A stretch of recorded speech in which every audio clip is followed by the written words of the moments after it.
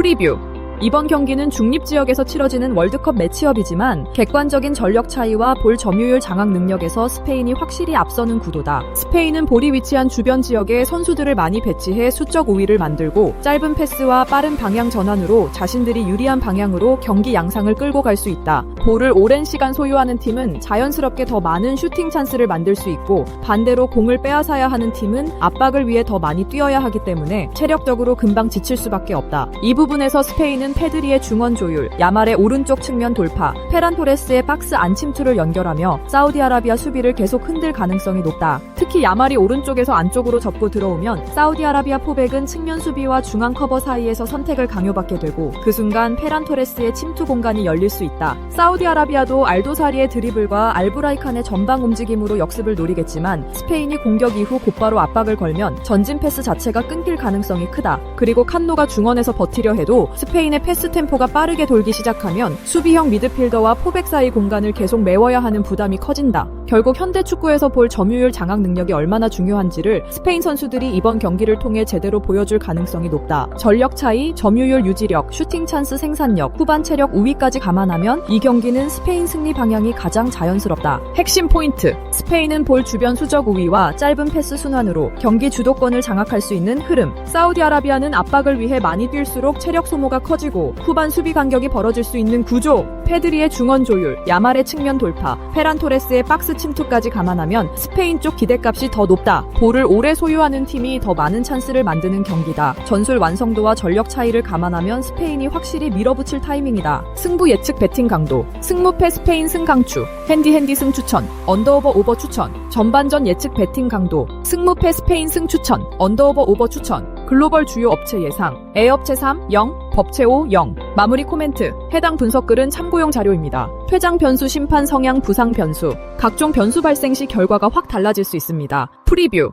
이번 경기는 중립지역 맞대결이지만 실제 준비 과정과 컨디셔닝 흐름에서는 벨기에 쪽이 훨씬 안정적인 조건을 갖춘 매치다. 벨기에는 로스앤젤레스에서 이란전을 철저하게 준비하면서 몸 상태를 끌어올릴 수 있었고 경기장 환경 적응에서도 큰 흔들림이 없어 보인다. 반면 이란은 조별리그 경기를 미국에서 치러야 하는 상황임에도 베이스 캠프를 티후아나로 옮기며 이동 동선이 복잡해졌다. 여기에 일부 스태프 비자 문제와 경기 직전 미국 입국 변수까지 겹치면서 선수단 전체의 회복 루틴과 훈련 집중도가 흔들릴 가능성이 높다. 전술적으로도 벨기에가 점유율을 장악할 수 있는 구도가 선명하다. 틸레만스가 중원에서 패스 방향을 정리하고 도쿠가 측면에서 1대1 돌파를 반복하면 이란의 포백과 미드필드 라인은 계속 좌우로 끌려다닐 수 있다. 그리고 루카쿠가 전방에서 센터백을 등지고 버텨주면 이선 침투와 박스 근처 세컨드볼 싸움에서도 벨기에가 더 좋은 장면을 만들 수 있다. 이란은 타레미의 영리한 움직임과 가이디의 역습 전개를 통해 한두 번의 찬스를 노리겠지만 전체적인 볼 점유와 공격 지속성에서는 밀릴 가능성이 크다. 특히 장거리 이동 피로가 누적된 상태에서 벨기에의 패스 앤드 무브먼트를 계속 따라가야 한다면 후반으로 갈수록 수비 블록 안쪽 커버가 늦어질 수 있다. 에자톨라히가 중원에서 버텨줘야 하지만 도쿠의 측면 돌파와 틸레만스의 전진 패스가 반복되면 이란은 박스 앞 공간을 계속 내줄 위험이 있다. 결국 이 경기는 단순한 전력 차이보다 준비 환경, 컨디셔닝, 점유율 장악력, 박스 근처 완성도의 차이가 크게 작용할 수 있다. 벨기에가 초반부터 무리하게 몰아치기보다는 안정적으로 볼을 소유하고 측면에서 공간을 넓힌 뒤 루카쿠를 활용한 마무리 루트를 가져갈 가능성이 높다. 이란이 수비 블록을 낮추고 버틴다 해도 이동 피로와 준비 변수까지 감안하면 경기 후반 집중력 유지가 쉽지 않다. 전체 흐름을 종합하면 벨기에가 더 많은 슈팅 기회와 더 좋은 위치의 슈팅 공간을 만들어가며 승리 방향을 끌어낼 가능성이 높다. 핵심 포인트.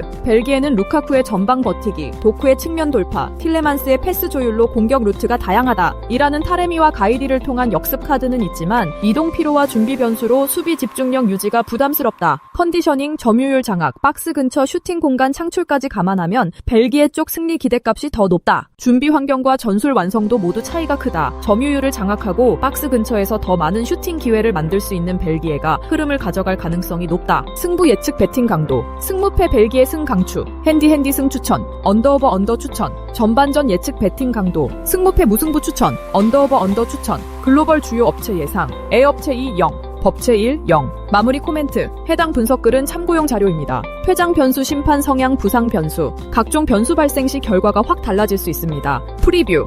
이번 경기는 단순한 경기 운영보다 중앙에서 얼마나 빠르게 전방을 바라볼 수 있느냐가 승부를 가를 가능성이 높다. 우루과이는 발베르데를 중심으로 중원에서 볼을 간결하게 주고받고 상대 압박이 들어오는 순간에도 무리하게 횡패스를 반복하지 않는 팀이다. 특히 발베르데가 전방을 바라보는 순간 누니에스가 수비 라인 뒤로 움직이고 펠리스트리가 측면 폭을 넓혀주면 카보베르데의 수비 간격은 자연스럽게 벌어질 수밖에 없다. 이때 우루과이가 침투하는 전방 자원에게 직선적인 종패스를 정확하게 연결한다면 카보베르데의 파이널 서드 지역은 가장 빠른 패턴으로 공략당할 가능성이 높다. 카보베르데는 공격 전환 시 측면으로 우회하려는 성향이 강하고 중앙에서 바로 들어갈 수 있는 장면에서도 한 번 더 거쳐나가는 전개가 많다. 그래서 공격적인 위협도가 떨어질 수 있고 우루과이가 중원에서 압박 간격을 좁혀두면 전방까지 연결되는 패스 속도는 더 둔화될 수 있다. 반면 우루과이는 공을 빼앗은 뒤 첫 패스 방향이 훨씬 선명하고 중앙에서 직선적으로 파이널 서드를 찌르는 선택지가 살아있다. 누니에스는 상대 수비 라인을 계속 뒤로 밀어내며 뒷공간을 열 수 있고 펠리스트리는 측면에서 상대 풀백을 묶어두며 중앙 침투 공간을 만들어줄 수 있다. 여기에 발베르데의 강한 전진 드리블과 박스 앞 중거리 슈팅까지 더해지면 카보베르데는 라인을 올려도 부담이고 내려서도 부담인 흐름에 놓일 수 있다. 카보베르데가 측면에서 조반 카브랄의 개인 전진을 활용하려 해도 우루과이의 압박 복귀가 빠르게 이뤄지면 공격은 다시 단선적으로 흘러갈 가능성이 크다. 결국 전력 차이, 중원 장악력, 직선 패스의 정확도, 파이널 서드 공략 속도까지 모두 감안하면 우루과이 쪽 기대값이 훨씬 높다. 초반부터 우루과이가 중앙 압박과 빠른 전방 연결로 카보베르데 수비 라인을 흔든다면 경기는 시간이 지날수록 우루과이 흐름으로 기울 가능성이 높다. 핵심 포인트,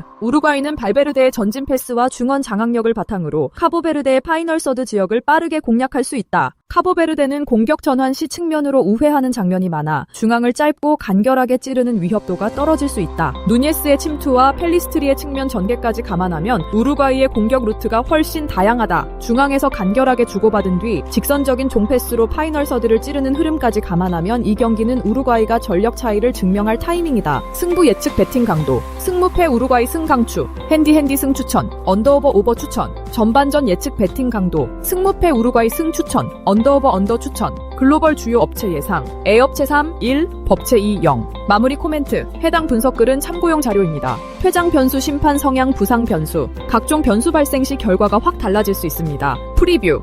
이번 경기는 뉴질랜드의 느린 전개 속도와 이집트의 빠른 종패스 전환이 정면으로 부딪히는 매치업이다. 뉴질랜드는 크리스 우드를 중심으로 박스 안 제공권과 포스트 플레이를 활용할 수 있지만 중원에서 전개 방향을 결정하는 속도가 늦어지면 공격 장면이 쉽게 끊길 수 있다. 특히 상대 압박을 한번 벗겨낸 뒤 곧바로 전반기나 측면으로 공을 밀어 넣어야 하는데 그 선택이 늦어지는 순간 이집트 수비는 이미 라인을 정비하고 자리를 잡을 수 있다. 반면 이집트는 2선과 3선 자원들이 미드필더 진영에서 짧게 패스를 주고받다가 전방으로 빠르게 움직이는 공격수에게 간결한 종패스를 넣을 수 있다. 이 장면에서 마르무쉬의 직선 침투와 살라의 라인 브레이킹이 동시에 살아나면 뉴질랜드 최종 수비는 뒤로 물러설 타이밍을 잡기 어렵다. 그리고 살라는 상대 오프사이드 트랩을 깨는 움직임이 탁월한 자원이라 한 번의 침투 타이밍만 맞아도 결정적인 득점 기회를 만들어낼 수 있다. 뉴질랜드가 바르바루세스의 경험과 크리스 우드의 제공권을 활용해 방역을 시도하더라도 공격 전환이 느리면 이집트의 수비 블록을 흔들기 어렵다.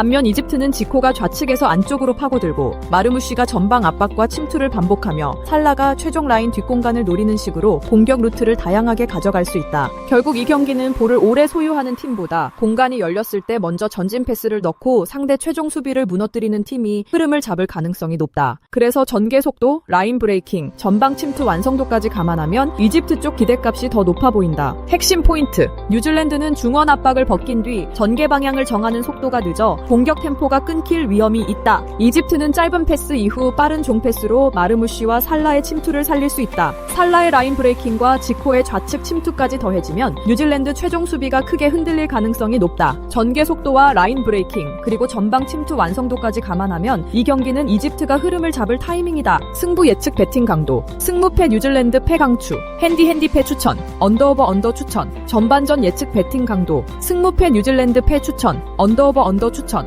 글로벌 주요 업체 예상, A업체 0, 2, 법체 0, 1. 마무리 코멘트, 해당 분석글은 참고용 자료입니다. 퇴장 변수 심판 성향 부상 변수, 각종 변수 발생 시 결과가 확 달라질 수 있습니다.